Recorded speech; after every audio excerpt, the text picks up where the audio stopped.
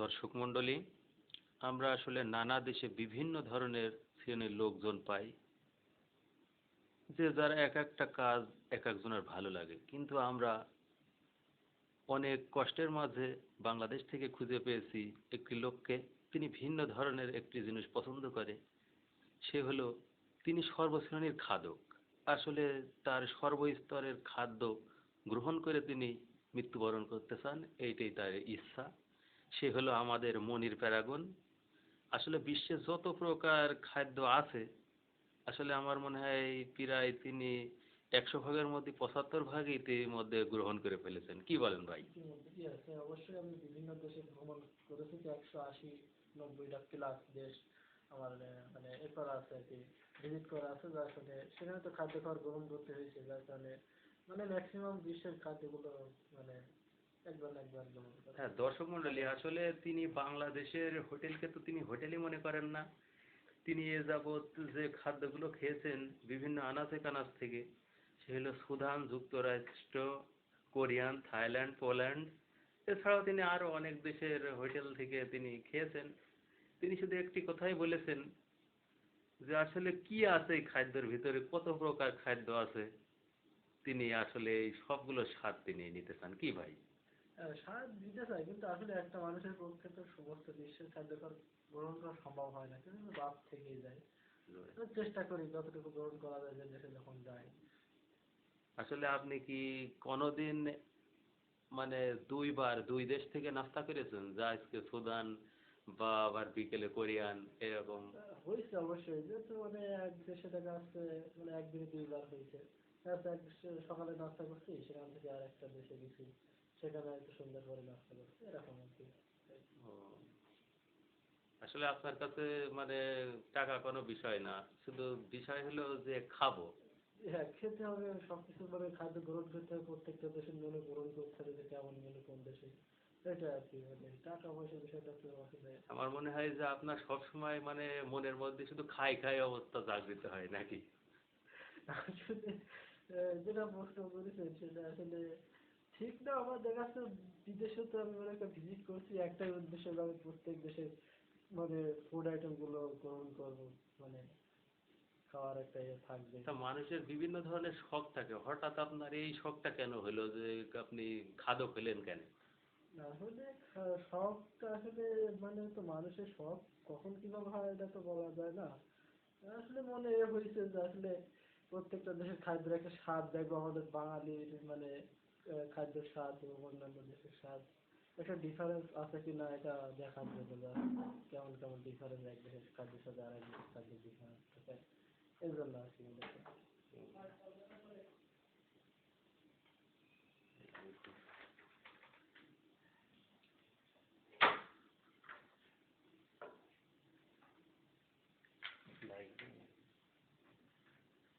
দর্শক মন্ডলী, আসলে আমরা বিরতির পরে আবারও ফিরে এলাম সেই বিশিষ্ট খাদকের সাথে কথা বলছি।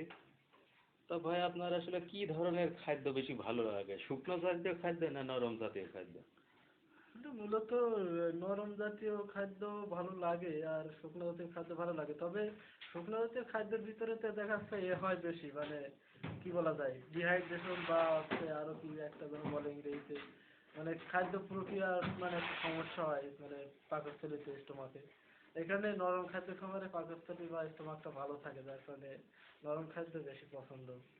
তা আপনি তো দেশে বিশে মানে বিদেশের অনেক কুখ্যাত খাবার খেয়েছেন, বিখ্যাত খাবার খেয়েছেন, তাই এগুলো খেয়ে কি আপনার এখনো প্রকার কোনো যৌন সমস্যা বা অন্য কোনো সমস্যা দেখা দিয়েছে?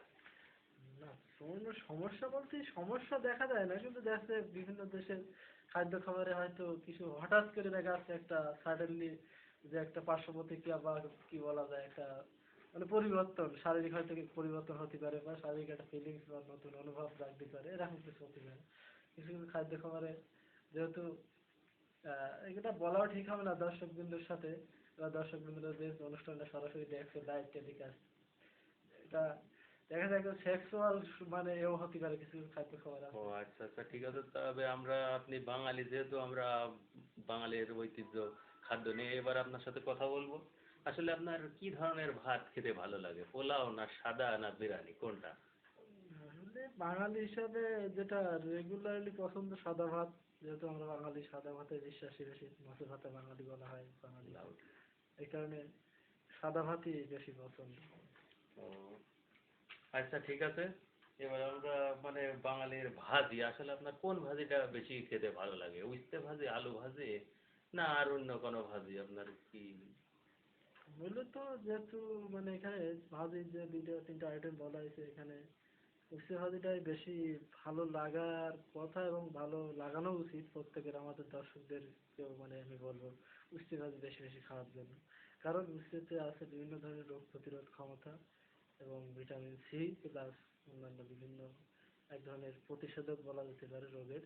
এখানে আমি বেশি বেশি উস্তে ভাজি খাওয়ার জন্য দর্শক বিন্দুকে অনুরোধ জানাই। হ্যাঁ, দর্শক মণ্ডলী, আসলে তিনি কিন্তু সর্বশ্রেণীর খাদ্য খেয়েও তার মনের ভিতরে যে একটা ইয়ে আছে স্বাস্থ্য সম্পর্কে, তিনি কিন্তু একটা মূল্যবান টিপস দিলেন। আসলে উস্তে খাওয়া কিন্তু আমাদের স্বাস্থ্যের জন্য একটু ভালো। তার তরকারির দিক থেকে আপনার কোন তরকারিটা বেশি ভালো লাগে? পটল, আলু, কলা, বেগুন, না কি অন্য? এখানে যে তরকারির আইটেম বা মেনুগুলোর নাম বলা হয়েছে, এখানে দেখা যাচ্ছে যে আলুটা সবচেয়ে আমাদের স্বাস্থ্যকর এবং মানে শক্তি বৃদ্ধি এবং অন্যান্য শারীরিক মানে কি বলা যায় চাহিদা পূরণের জন্য, শারীরিক মানে যে গঠনের চাহিদা পূরণের জন্য আলুটাই সবচেয়ে বেশি কার্যকরী এবং সুস্বাস্থ্য মানে কি উপাদান বলা যায়। এখানে আমাদের আলুটাই বেশি বেশি খাওয়া উচিত, ভর্তা তারপরে রান্না অন্যান্য সিস্টেমে যেভাবে রান্না করা যায় তো যাই হোক, খাওয়া যায় সেভাবে আমি খাওয়া আরেকটা উচিত। কথা বলতে চাই যে আপনার আসলে কি মাংস ভালো লাগে? ছাগলের মাংস, গরুর মাংস, না পোলট্রি? মাংসর আইটেমের ভিতরে দেখা যাচ্ছে যে এখানে সবচাইতে ছাগলের মাংসটা মানে ভালো বলা যায়, কিন্তু দেখা যাচ্ছে আমাদের এই ইয়ং বয়সে ছাগলের মাংসটা অনেক আমাদের দর্শকরাও খেতে চায় না, এই জন্য আমারও এখন পছন্দ না। কারণ আমার দেখা যাচ্ছে দর্শকদের ভিতরে দেখা যাচ্ছে অনেক প্রবীণ দর্শক আছে, তাদের ছাগলের মাংসই পছন্দ, কিন্তু আমি তার প্রবীণ দর্শকও না এবং প্রবীণ মানে বক্তাও না যে মানে প্রবীণ বক্তা বা উপস্থাপনাকারী, সরি বলা ভুল, মানে এখানে আমি হচ্ছে তথ্য সরবরাহকারী বলা যায় এক ধরনের, বা টক শোর আলোচক আলোচক। যাক, এখানে গরুর মাংসকে আমি প্রিফার করছি, বেশি এটা প্রাধান্য দিচ্ছেন, পছন্দ। তাই তো? আর যাই হোক, আপনার তো অনেক দেশ থেকে আপনি অনেক প্রকার মাছ খেয়েছেন, কিন্তু কিন্তু দেশীয় মাছ হিসেবে আপনার কোনটা বেশি প্রিয়? রুই, কাতলা, না ইলিশ?